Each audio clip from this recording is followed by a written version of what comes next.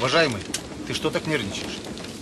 Как не буду нервничать? Жена беременна, вот-вот должна родить. Блин.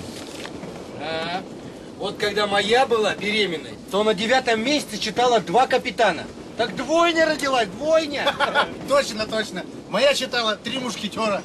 3 пацана родились. Что такое, уважаемый? Да вы представляете, Майя-то читает вообще там Али-Баба и 40 разбойник. Что это будет? А?